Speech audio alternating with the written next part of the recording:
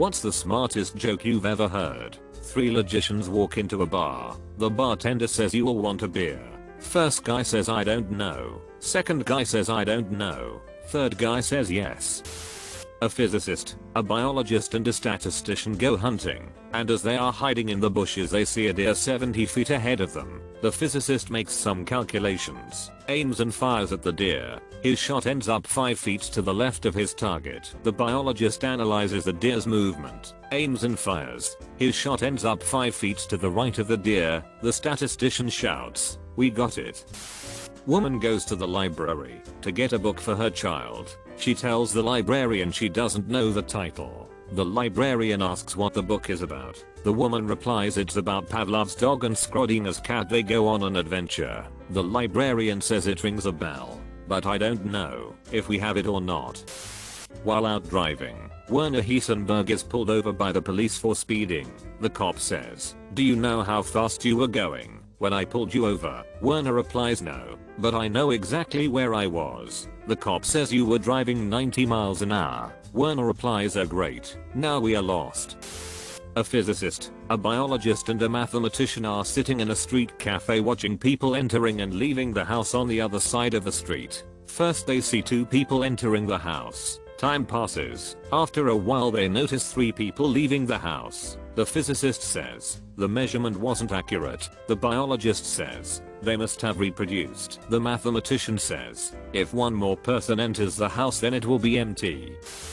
Guy yells to a stranger across the river, "I need to get to the other side." Stranger yells back, "You are on the other side."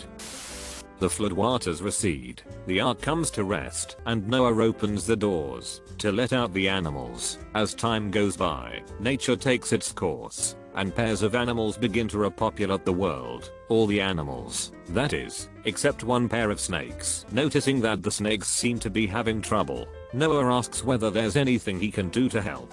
The male snake says, "Yes, as a matter of fact, it would be a big help if you could cut down those trees over there." Noah was of course puzzled. How would cutting down some trees help? But he didn't want to pry, so he did it without question.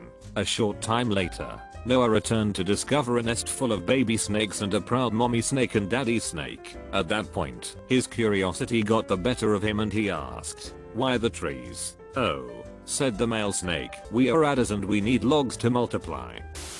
What's blue and bad for your teeth? A brick flying at 9/10 the speed of light. A physicist, an engineer, and a mathematician, or going on a trip. They go to a hotel and each get separate rooms. The mathematician can't sleep and is looking out his window at the other 2 rooms. Suddenly a fire breaks out in the chemist's room. The smoke alarm wakes him. He sees the fire, and he thinks about the chemical reactions at play. Knowing the reaction needs air, he throws a blanket over the fire and puts it out. The mathematician is relieved. Suddenly, another fire breaks out, but in the engineer's room. The engineer is awoken and thinks about the proper way to handle it. He finds the correct fire extinguisher and correctly uses it to put out the fire. Again, the mathematician is relieved. The mathematician is tired and about to go to bed when all of a sudden a fire breaks out in his own room. Knowing that there are multiple solutions to the problem, the mathematician feels at ease and goes to bed. Street. Peter was guarding the pearly gates, waiting for new souls coming to heaven. He saw Jesus walking by and caught his attention. "Jesus, could you mind the gate while I go do an errand?" "Sure," replied Jesus. "What do I have to do?" "Just find out about the people who arrive. Ask about their background, their family, and their lives. Then decide if they deserve entry into heaven." Sounds easy enough. Okay, so Jesus manned the gates for Street. Peter, the first person to approach the gates, was a wrinkled old man. Jesus summoned him to sit down and sat across from him. Jesus peered at the old man and asked, "What did you do for a living?" The old man replied, "I was a carpenter." Jesus remembered his own earthly existence and leaned forward. "Did you have any family?" he asked. "Yes, I had a son, but I lost him." Jesus leaned forward some more. "You lost your son. Can you tell me about him?" "Well, he had holes in his hands and feet and was known the whole world over." Jesus leaned forward even more and whispered, "Father." The old man leaned forward with tears in his eyes and whispered, "Pinocchio."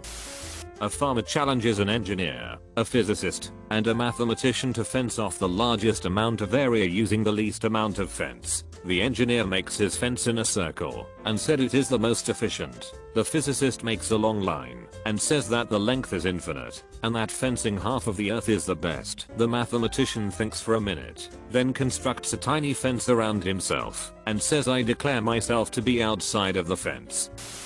Your mother is so slow it took her 9 months to make a joke. Helium walks into a bar. The bartender says, we don't serve your kind here. Helium doesn't react. 2 atoms are walking down the street. One bumps into the other. I lost an electron. Are you sure? I'm positive. A mathematician and an engineer are at a bar. At the other end of the bar is a very expensive bottle of whiskey. The bartender offers them a bet. For each dollar they bet, they can cross half the distance to the whiskey. If they reach the whiskey, it's all fizz. The mathematician says no bet, but the engineer immediately slaps down $5. What are you doing? The mathematician asks. Don't you know it's a sucker's game? If you can only ever cross half the distance, you'll never reach the bottle. That's true. The engineer replied, but I bet after 5 halvings I can get close enough for practical purposes. There are 10 kinds of people, those who understand binary and those who do not. An infinite number of mathematicians walk into a bar. The first one orders a beer, the second one orders half a beer, the third one orders 1/4 of a beer, the fourth one orders 1/8 of a beer. Then the barman snaps and says, okay, I see how it is. Here's 2 beers, you split them, and leave me out of this. Why did the chicken cross the road? It only occurred to me recently that to get to the other side meant both reaching the far pavement and dying and passing over to the other side, meaning it got ran over. The bartender says, no time travelers allowed. A time traveler walks into a bar. Here's another. A man walks into his house with a duck under his arm. He walks up to his wife with it and says, this is a pig, I've been *king. His wife says, that's a duck. He quickly replies, I wasn't talking to you. A Polish man is on his farm and finds a lamp.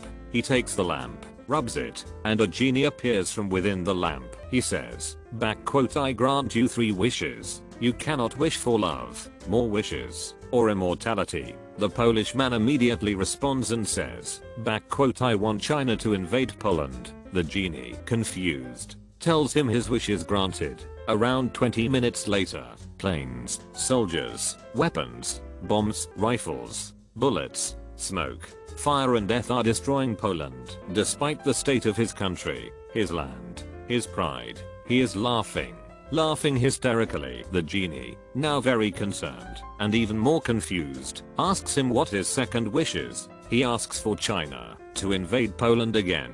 20 minutes later, planes, soldiers, weapons, bombs, rifles, bullets, smoke, fire and death are again tearing his homeland to shreds. Towns in smoke, buildings and land destroyed and mangled. Yet the man stands on his farm laughing. The genie, now thinking this man is mentally ill and sociopathic, asks him what his third and final wish will be. Again, he says he wants China to invade Poland. 20 minutes later, planes, soldiers, weapons, bombs, rifles, bullets, smoke, fire and death are again tearing his homeland to shreds. Everything, totally destroyed and reduced to ash. Poland is completely gone. The Polish man is again still laughing hysterically. The genie asks the man why he hates his country so much. The man says he doesn't hate his country. China has to get through Russia first. My Polish grandfather was the first to tell me this joke, and I didn't understand then, but it makes far more sense looking back now, haha.